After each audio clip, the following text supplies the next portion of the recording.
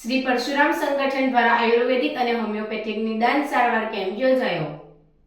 ઋતુજન્ય રોગોને લઈ આયુર્વેદ શાખા જિલ્લા પંચાયત ભરૂચ અને શ્રી પરશુરામ સંગઠન દ્વારા આયુર્વેદિક અને હોમિયોપેથિક નિદાન સારવાર કેમ્પ કલરવ શાળા ખાતે યોજવામાં આવ્યો હતો. વરસાદની સિઝનમાં ઋતુજન્ય રોગો, વાયરલ ઇન્ફેક્શન, મેલેરિયા, ચામડીના રોગો સહિતના ઋતુજન્ય રોગોના કેસો વધુ જોવા મળતા હોય છે.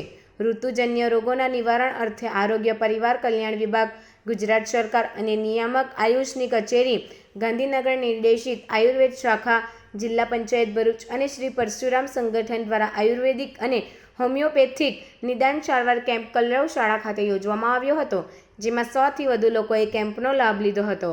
કેમ્પમાં હોમિયોપેથિક ડોક્ટર કેતન પટેલ, આયુર્વેદિક ડોક્ટર કૃષ્ણાબેન ફરંસિયા, કવિઠાના આયુર્વેદિક મેડિકલ ઓફિસર ડોક્ટર મનીષાબેન વાધ્યાએ પોતાની સેવાઓ આપી હતી. આ પ્રસંગે શ્રી સમસ્ત ગુજરાત બ્રહ્મ સમાજ ભરૂચ શહેર એકમના પ્રમુખ હેમંતભાઈ શુકલ, કલરવ શાળાના ટ્રસ્ટી પ્રવીણભાઈ મોદી, નીલાબેન મોદી, શ્રી પરશુરામ સંગઠનના હરેશ પુરોહિત, રાજકુમાર દુબે, કિરણ જોશી સહિતના સભ્યો ઉપસ્થિત રહ્યા હતા.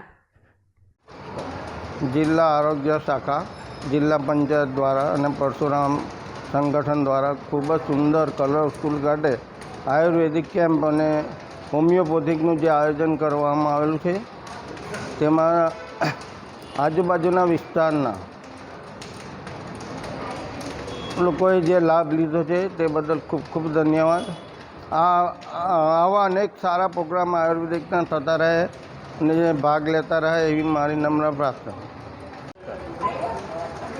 આજ રોજ આયુર્વેદ શાખા જિલ્લા પંચાયત ભરૂચ દ્વારા અને પરશુરામ સંગઠન દ્વારા કલરવ સ્કૂલમાં વિનામૂલ્યે સરકારી આયુર્વેદિક અને હોમિયોપેથી કેમ્પનું આયોજન કરાયું, જેમાં લોકોએ બહોળા પ્રમાણમાં લાભ લીધો છે.